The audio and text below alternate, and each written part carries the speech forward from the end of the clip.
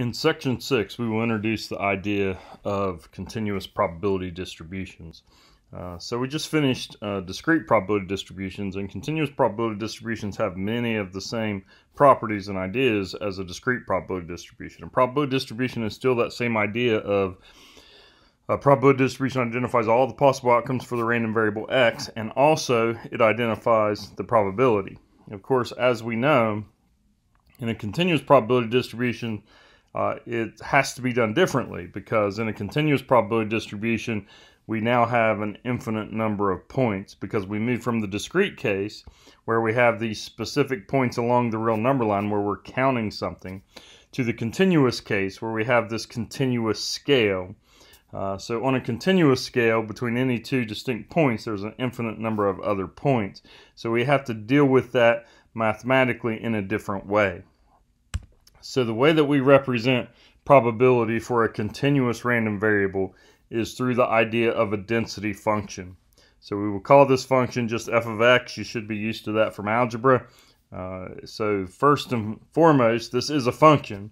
So a function, of course, if you remember from algebra class, passes that vertical line test, meaning that for every x value there's exactly one y. So for example, a circle is not a function.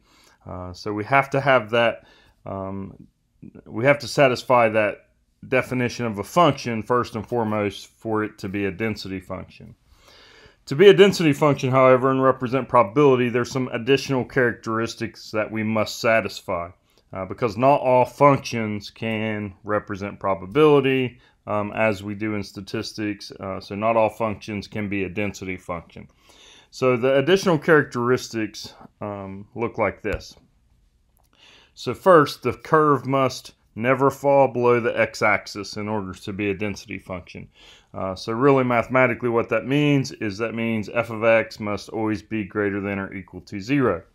If you think about that in terms of probability, that should make sense, because what do we know about probability? We know all probability is between 0 and 1, right? So you can never have a negative probability. So that's why this characteristic is important. The function always has to be above the x-axis, or at least it could be 0 as well, but it can never be below 0, because your probability can never be negative, and that's why that characteristic is important. The other characteristic that is important deals with the other end of the probability. Probability is between 0 and 1, so it can never be below the x-axis. That makes sure that none of your probability is negative. The other characteristic is we actually represent the probability with the area underneath the curve. That's actually how we identify the probability based on a density function. So that means that we can never have a probability greater than 1, which means the total area underneath the curve must be equal to 1, because that is the total probability in any probability distribution. It's just like in the discrete case. In the discrete case, if you remember, we said the sum of the probability values, the probability of x values, the sum of those had to be equal to 1. This is that same idea. The total probability in the sample space, or under the curve, in the density function, the total probability must be equal to 1. So satisfying these two characteristics ensures that your total probability is 1. It also ensures that all of your probability values are between 0 and 1.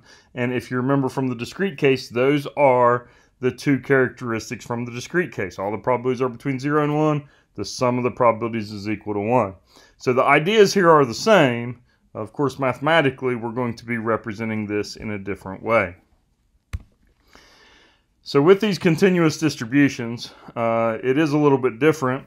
And one of the big differences is in the discrete case, we had these specific points along the real number line, and what we did was we assigned probability to each point. In the continuous case, we can't do that because we now have an infinite number of points. So instead, what we actually do is we assign probability to intervals. So with the continuous case, that's what you will typically see. You will see what's the probability that x is within this interval, rather than x being equal to a specific point. Technically, the probability that x is equal to a specific point in a continuous probability distribution is always 0. That's a good thing to know. And if you think about that, the area for any specific point, of course, would be 0 because there's no width to a single point. So if you think of it like a rectangle, no matter what the height is of the curve, it doesn't really matter because the width is going to be 0. So you multiply anything by 0, you get a probability of 0. So theoretically, the probability that x equals a specific value is 0. Another way to think about this is we always take, like in a uniform case where all the probabilities are the same, you always take the number of outcomes divided by the total number. Well, in the continuous case, if you only look at one single point and you take one outcome and you divide by the total number of outcomes, well, there's an infinite number of total outcomes.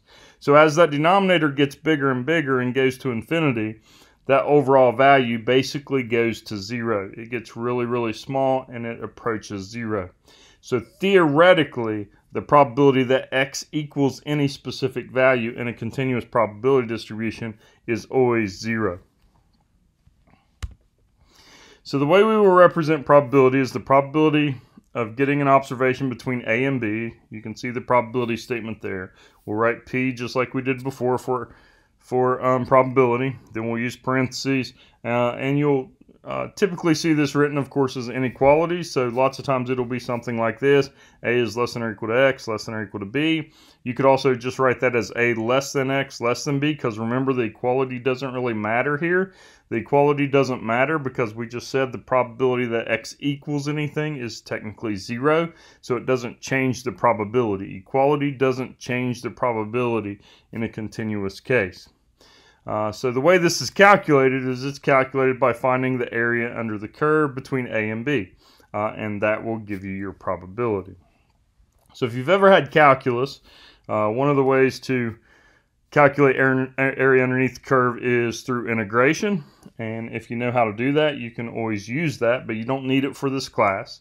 But that's really how we do this with more complicated functions.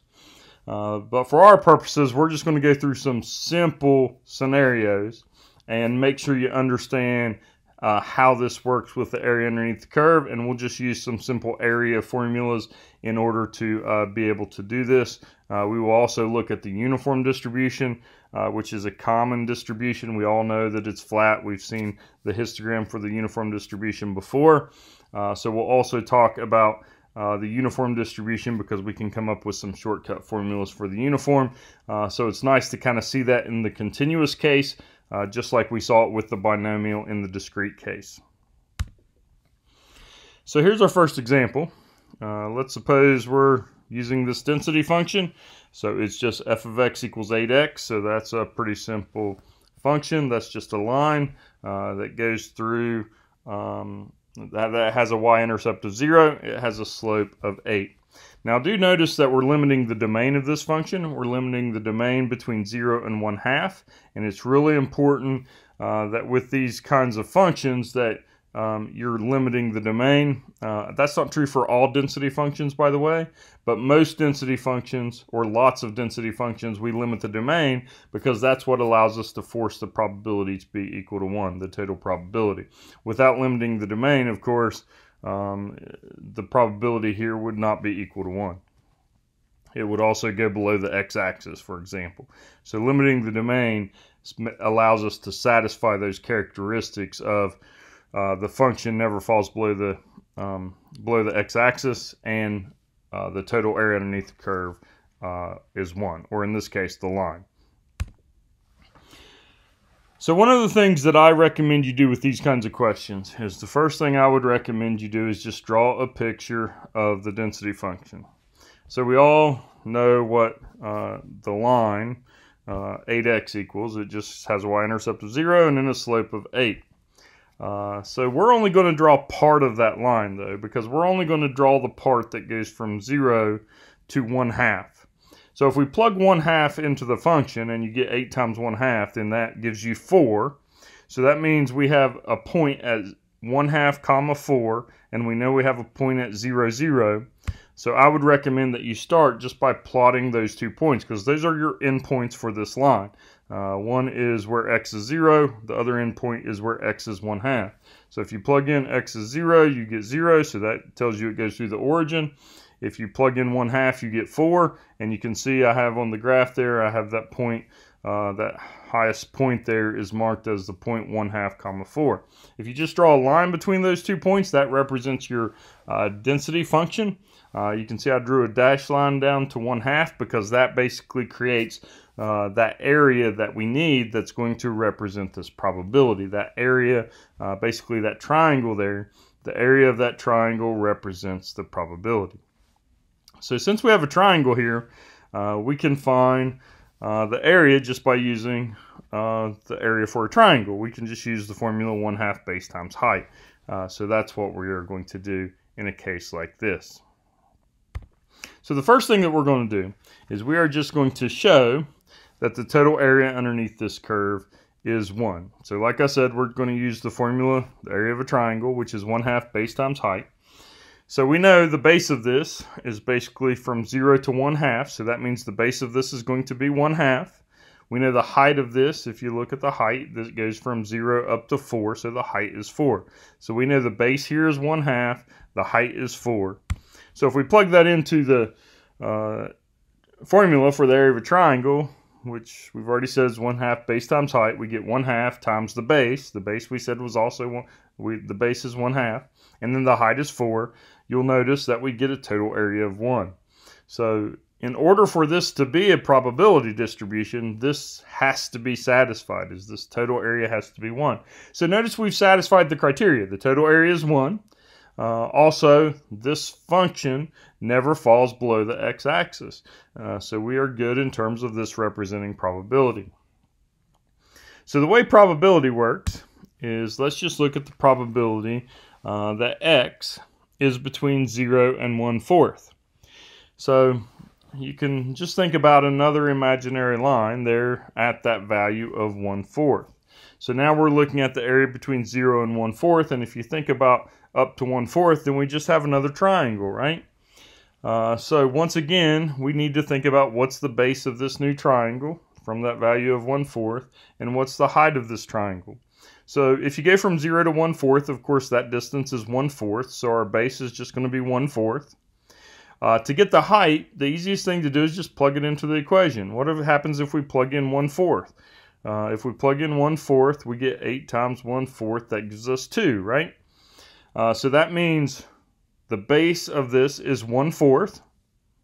The height of this is going to be 2, and that will give us, that will allow us to calculate our probability. We just plug in, we get 1/4 for the base, we get 2 for the height. That gives us a probability of 0.25, and that is the way we are going to do these kinds of problems. I will only give you things that are triangles or rectangles. That's pretty much what I'll give you in terms of these calculations. And the rectangles are actually uniform distributions, so there's actually shortcut formulas for those as well. But it is important you get comfortable with just understanding how we are representing this probability, which is really the whole purpose of this section, along with allowing you to see just some specific continuous probability distributions and how they work mathematically, without getting into integration, which you wouldn't learn unless you've had, which you wouldn't know unless you've had calculus. Let's look at this one. So this one is a little bit different because this one is actually not a triangle.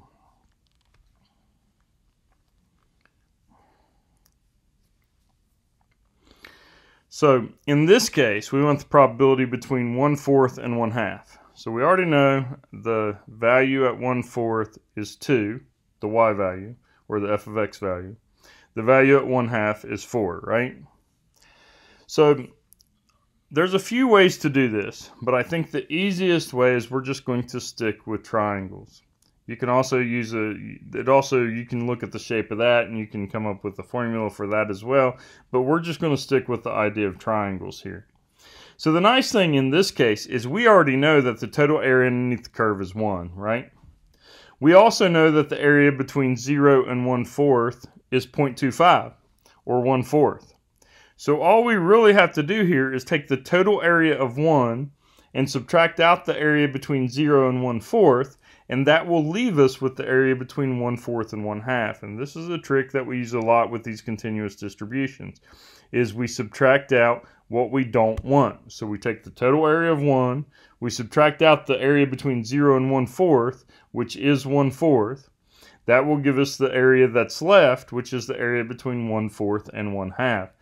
So that area in this case is going to be 3/4.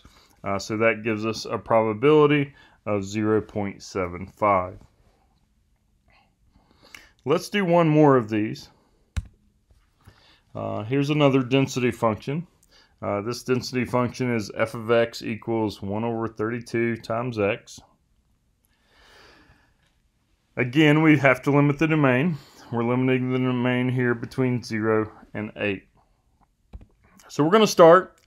You don't have to always draw the pictures with the uniforms, but I would recommend when I give you these kinds of problems, it just makes it easier to see things if you draw the pictures. So I would highly recommend that even if I don't ask you to draw the picture, which lots of times I will, but even if I don't, then I would highly recommend you draw these pictures just to get a feel for what you're trying to find. So the function 1/32 times x has again a slope, or it has a y-intercept of 0. It has a slope of 1/32, right? So again, I just recommend you find the endpoints. So of course the endpoint at 0, because x is between 0 and 8, so just plug in 0 for x. That gives you 0. So you know this goes through the origin. It goes through the point 0, 0. Also plug in 8. If you plug in 8 for x, then you get 8/32. That is the same as 1/4. So this basically goes through the point 0, 0, and it goes through the other point, which is 8, 1/4. So here's my graph, and you can see those 2 points. It goes through 0, 0, it goes through the point 8, 1/4. And basically you just create a line between those points, and that will give you your density function. I then use the dashed line just to enclose that and create the triangle. So let's calculate a couple probabilities for this one. So what if we want the probability that x is between 0 and 1? So again, we're going to use the triangle formula for area, which is 1/2 base times height. So between 0 and 1 means that our base here is going to be 1. It's that distance between 0 and 1. So we also need the height. So all we have to do to get the height is just plug 1 in, because we know it goes from, we know the height of the triangle is however tall it is there at that point where x equals 1. If we plug in 1, then you get 1/32 times 1, which is just 1/32. So the base here is 1, and the height is 1/32. So if we plug that into our formula, then we just get 1/2 times the base of 1 times the height of 1/32. That gives us 1/64, which is 0.016 as a probability. So you can see, hopefully you see, all these are working the same way. When you create these triangles, you just use the triangle formula in order to figure out area. That's how we represent probability. Let's look at one that's a little more messy, because we don't have, because we want to basically pick something out of the middle. We want to find the area between 5 and 6.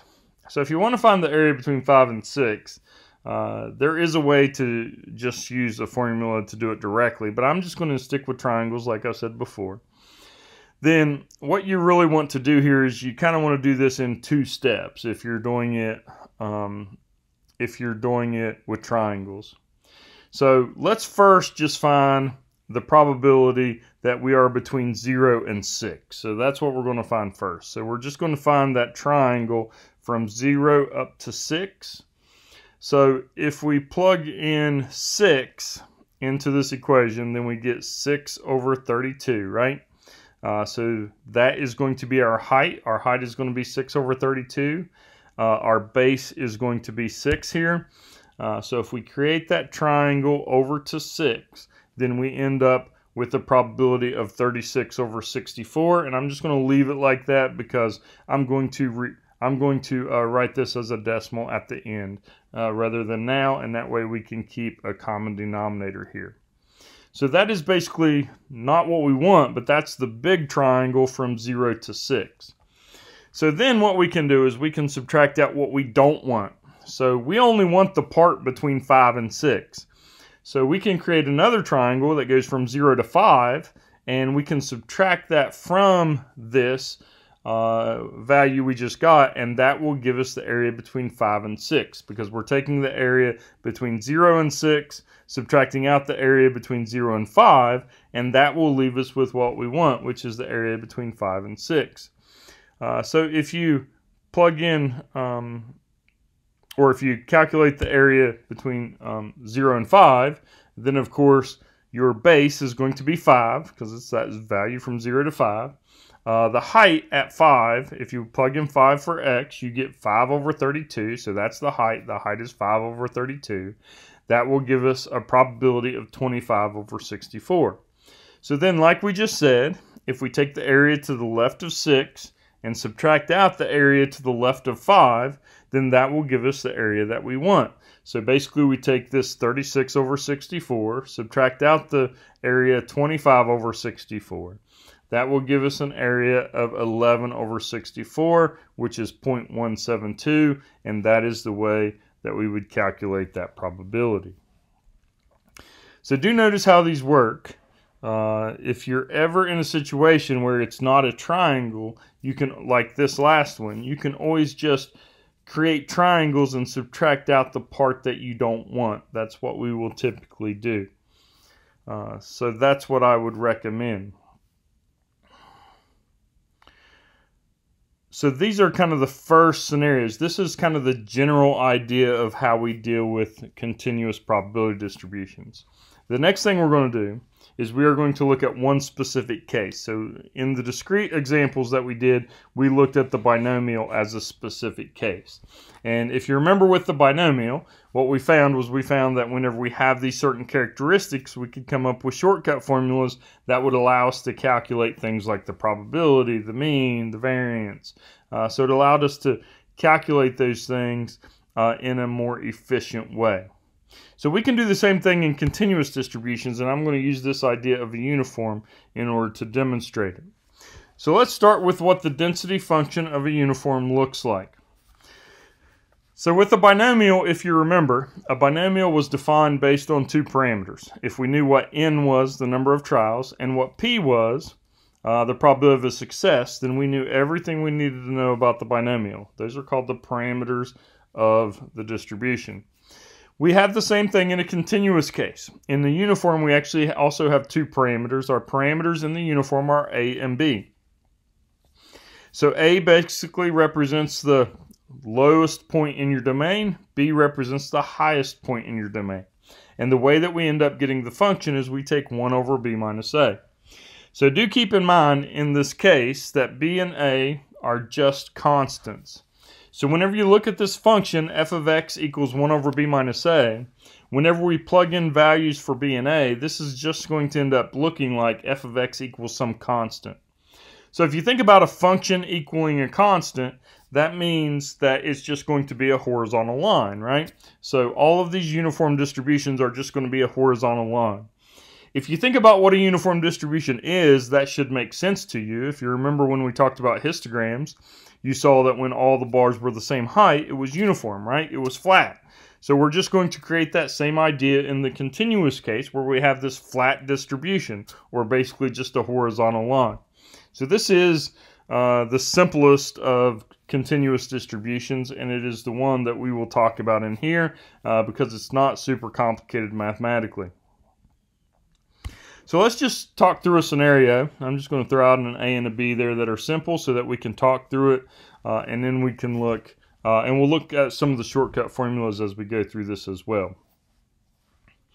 Okay, so the first thing we're going to do is we are going to identify the density function. So if I ask you to identify the density function, you just need to give me the f of x formula. So to do that, what we do is we just plug in a and b, essentially. That's what we do. So we know that this is uniform. So the key thing is you're going to be told that you have a uniform distribution. You can only do this if you know it's a uniform distribution. But since we know this one is uniform, we know that a is 1 and b is 5. So we just plug in for a and b, and you can see what I did there. I just took 1 over 5 minus 1, which is 1/4. So this function is going to end up being f of x equals 1/4. The other part of this that you cannot forget is you have to limit the domain. We have to limit the domain between a and b. So you can see that final function I have written there, f of x equals 1/4 for 1 less than or equal to x less than or equal to 5. If you don't limit the domain here, keep in mind, then this is not a density function. So don't forget that part. It is not a density function, and it is not correct if you don't limit the domain, because the total area is not going to be 1 unless you limit the domain like you see here. So that last part where you limit the domain, that is very important as part of this function. So when I ask you for the density function for the uniform, it's always just going to be f of x equals some constant like we talked about. It's just going to be basically a horizontal line in this case at 1/4. And it's only going to go between 1 and 5. So let's draw the picture here. So we've already talked about what it looks like. It's basically just a horizontal line at 1/4. And we are going to limit it between 1 and 5. So you can see the picture down there in the bottom right. We just have that horizontal line between, or at 1/4, and we stop it at those endpoints of 1 and 5. Again, I just used the dashed lines in order to create that shape, and this one actually just turns out to be a rectangle. So to give myself some more space, I'm just going to move that to the top of this page. So now we have the function f of x equals 1/4, limiting the domain between 1 and 5, and we have drawn the picture as you see there.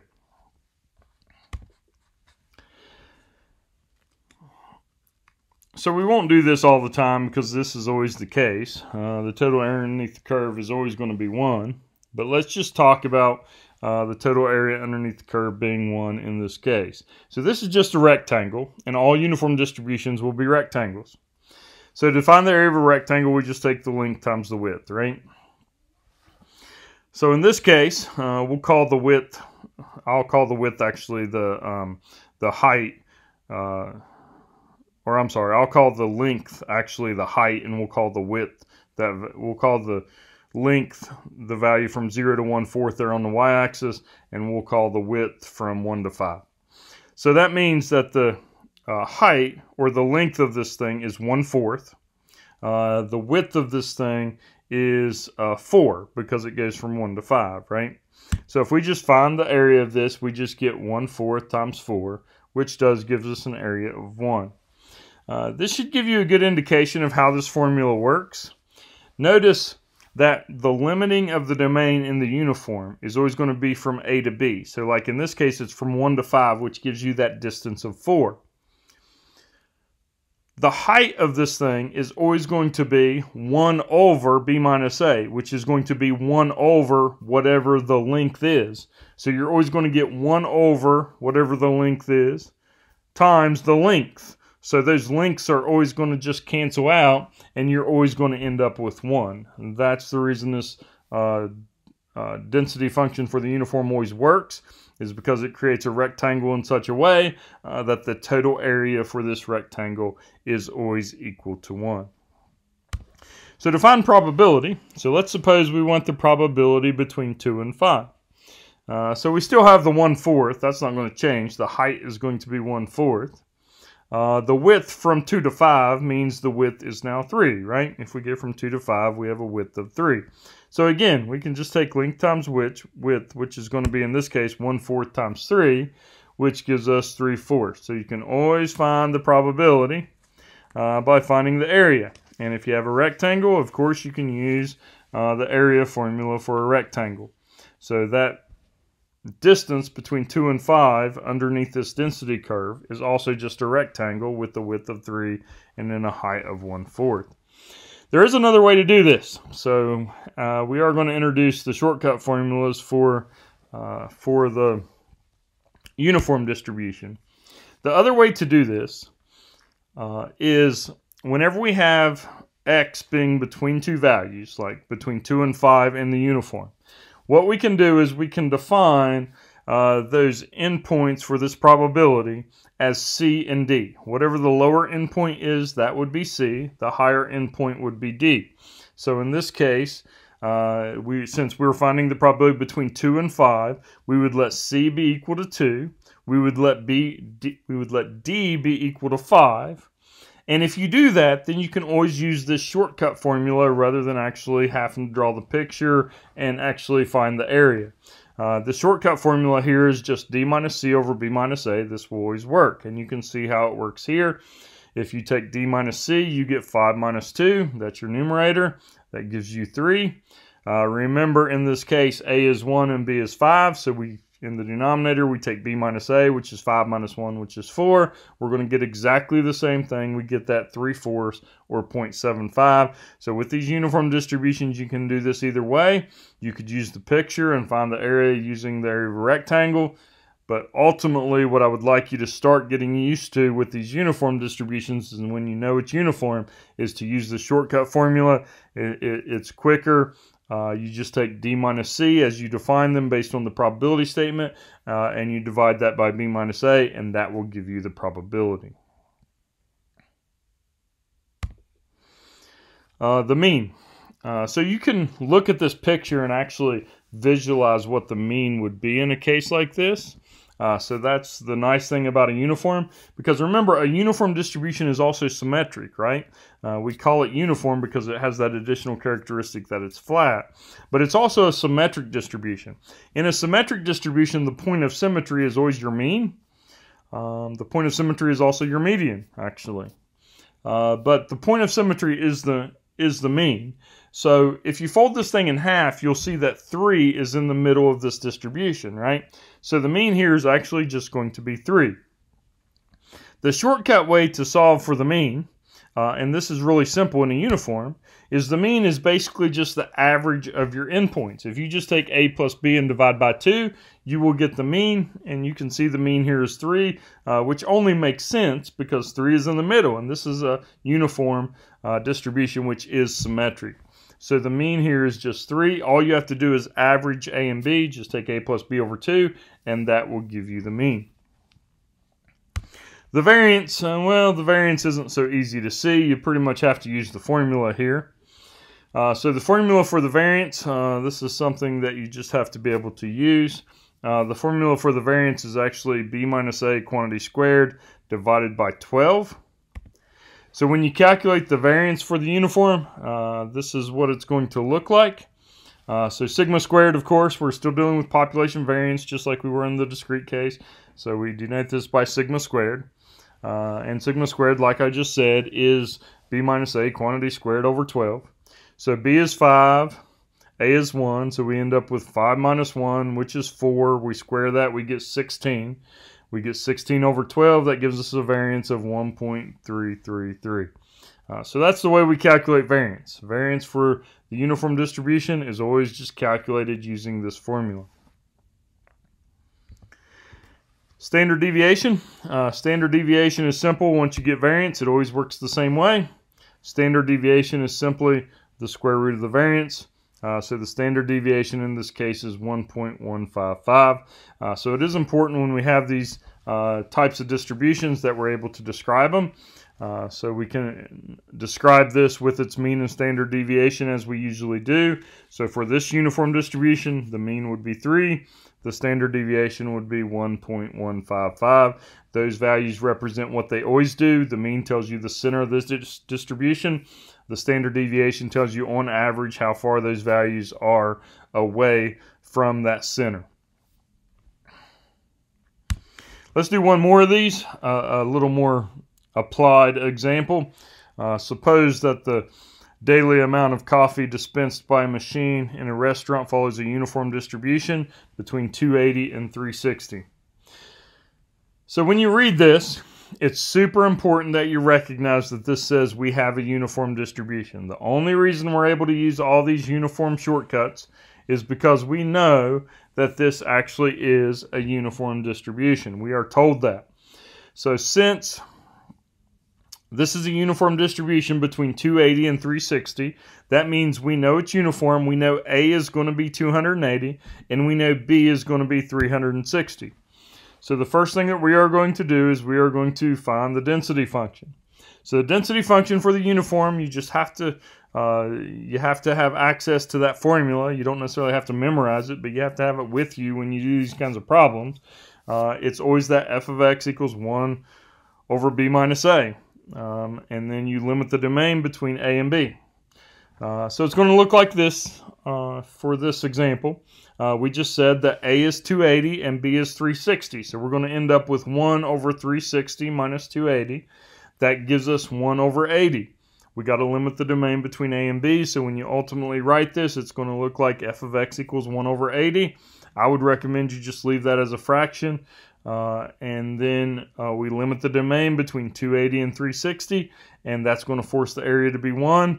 So this is going to be a valid continuous probability distribution. It's going to be of the uniform type. So that's how we do those density functions. It always works the same.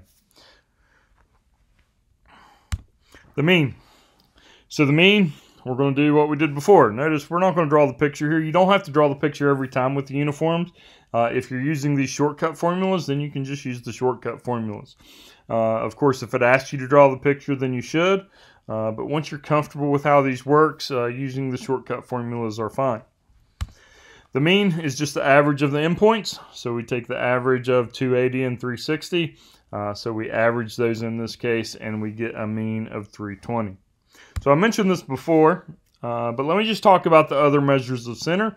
So we don't do a lot with other measures of center with these probability distributions, but I do just like to mention how they relate. So the mean and the median are actually the same in the uniform distribution because it is a symmetric distribution, right? And as we talked about earlier in the class, we know that with symmetric distributions, the mean and median must be equal. So if you know the mean, you know the median in a uniform. In a uniform distribution, the mean and median are always the same value. The mode.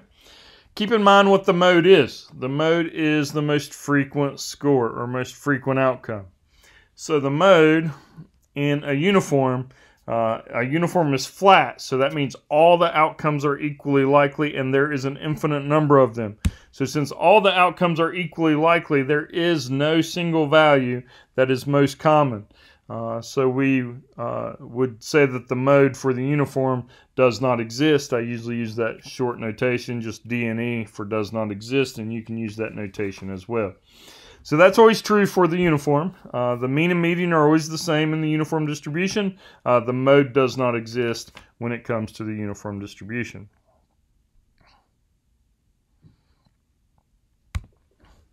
Now let's talk about some measures of dispersion. So we don't calculate the range very often or in statistics, but I do like to make sure that you're familiar with it, and it is something that you can calculate in the uniform distribution, so we're going to do that here.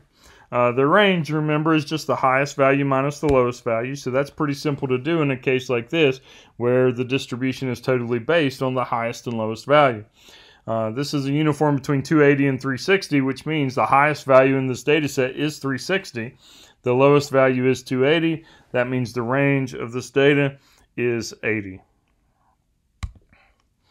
The variance.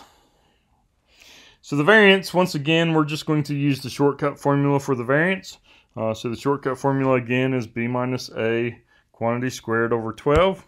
So if we plug that in, again, 360 is b, 280 is a. So we take 360 minus 280, that gives us 80 squared divided by 12. If you work through the math there, you will end up with 533.333. The standard deviation, of course, is just the square root of that. If you take the square root of that, you'll get 23.094.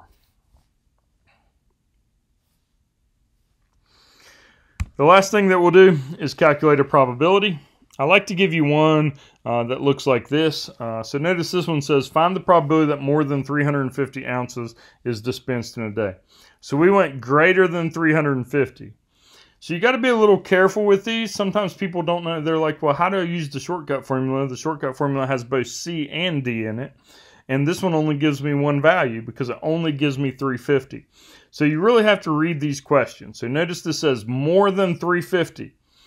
But you have to think, what's the maximum amount this X value can be? And we know that the max amount is 360, right? Because this is a uniform distribution between 280 and 360. So the most this x value would be 360. That is the absolute max. So if we want more than 350, that essentially means, in this case, that we want the area between 350 and 360. We want that area. So the way I would recommend you do this is just write your probability statement in terms of that. So our probability would be, we want the probability that x is bigger than 350, but we also know it has to be less than or equal to 360 because 360 is the end point of our distribution. So if you write your probability statement out like this, the probability of 350 is less than or equal to x, less than or equal to 360, then we know that 350 is our value for C, and we know that 360 is our value for D.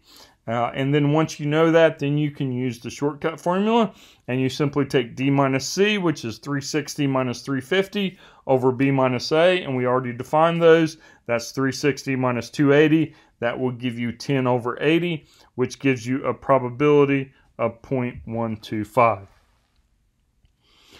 So that is the material in this section. It focuses on just this introduction to a continuous distribution. You got to understand the idea of the area underneath of these functions representing probability, and that's really the goal here, is to give you a feel for how this works mathematically, along with giving you a specific case of a continuous distribution, specifically the uniform distribution, that we can look at some shortcut formulas and see how this works in a similar way to the discrete case. But mathematically, things do change because now we're using area to represent probability. The overall idea of probability hasn't changed, but the way that we deal with this mathematically changes when you move to this continuous case. So that is it for this section. That is the end of section 6.